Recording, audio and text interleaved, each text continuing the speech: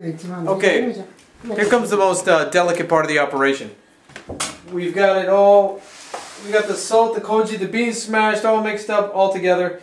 One thing I forgot to mention, the consistency of this, you want it to be kind of like stiff peanut butter, but not, you don't want it too hard, you don't want it to be real mushy. The thing is, as this ages, water's going to come out of it, so you want it workable, and you want it, I mean, it's not like that.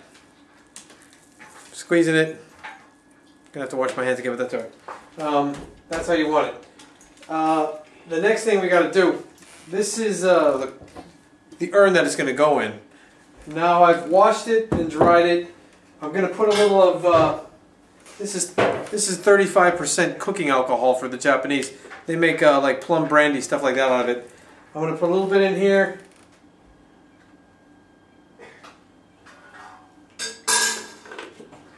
Because, you know, it's precious, you don't want to waste it. And I'm going to use it working around like that, and I've got a makeup cotton that I'll use to wipe the inside of the crock with. Both crocks, I'm going to need two. And just to clean it off. If you don't do this well, you're going to have problems with mold. So this is an important step, and you don't want to mess this up. So I'm going to go take, I'll do it right now.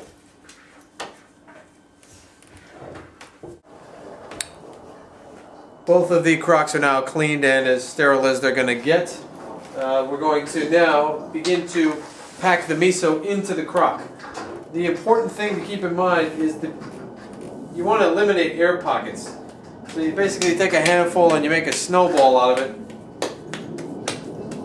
Trying to get as much air out of it as you can. This gets a little messy, so don't wear your good clothes. And then, boom. So you basically do that for 25 pounds of whatever I got. So you do that until it's all gone. Bam. This is the fun part too. So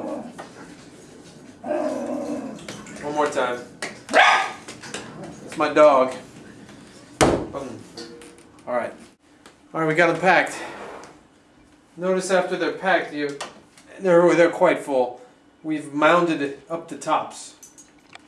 Make a little hill with the center higher. What's going to happen next is we're going to clean this up as best we can and re-sterilize it. That alcohol is called shochu, but if you're it's not available, it doesn't have to be shochu. Any white liquor, and heck, you know, this was barley miso. I thought about using scotch because it's made from barley, right? But we're not going to waste scotch on that. And you could use vodka, you could use whatever you want. It's going to evaporate out anyway. So we've got it packed up, mounded up. We're going to clean off the rims. Then we're going to close these up and then protect them from the elements and any uninvited guests once we put them outside.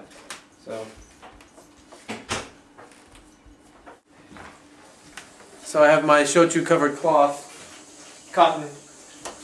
Just going to wipe it down. If you don't have, if you're in the States, you're not going to have urns like this, chances are. You can probably find them if you look hard enough, because they're probably going to pay a lot for them. You could use the old pickling jars, if you can get a hold of those. I've seen people do it in plastic tubs, you know, it doesn't have to be like this.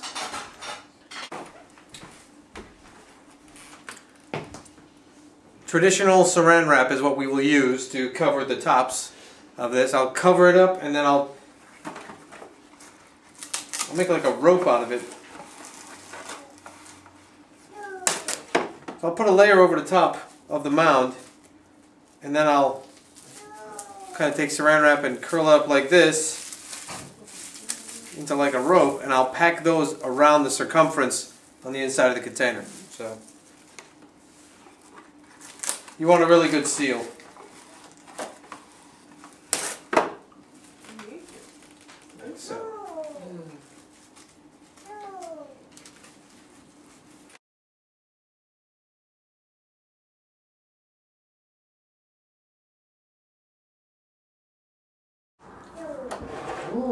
We've got it all wrapped up now with the saran wrap on the top and around the perimeter, as you can see, like that.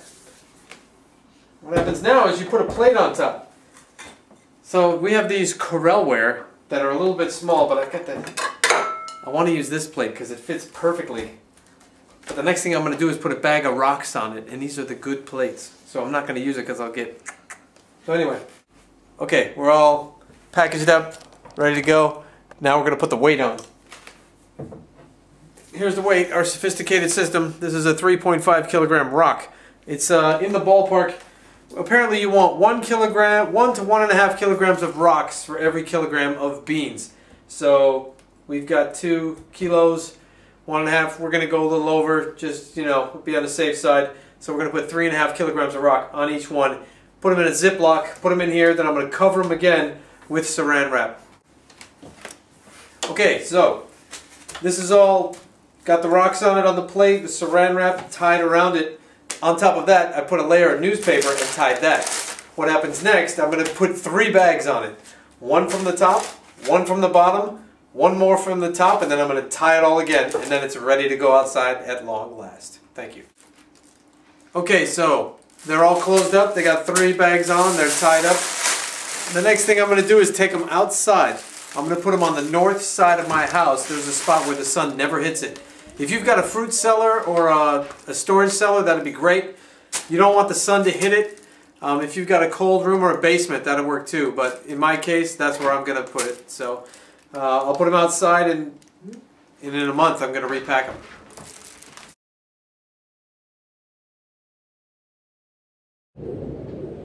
Okay, as I mentioned earlier, when you get them all packed up, ready to go, take them outside, stick them where the sun don't shine. At my house, that's right here. The sun basically comes up over there and sets that way. I've got the porch blocking it from the western exposure and the house from the east, and of course the main house from the southern exposure. So this is the north side of the house, tucked in a corner, protected from both sides.